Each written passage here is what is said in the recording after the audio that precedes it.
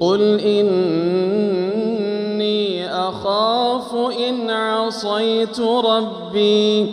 قل إني أخاف إن عصيت ربي عذاب يوم عظيم من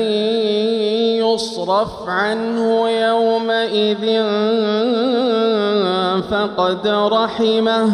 وذلك الفوز المبين وإن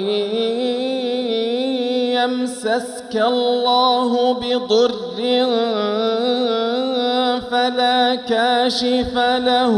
إلا هو وإن يمسسك بخير فهو على كل شيء قدير وهو القاهر فوق عباده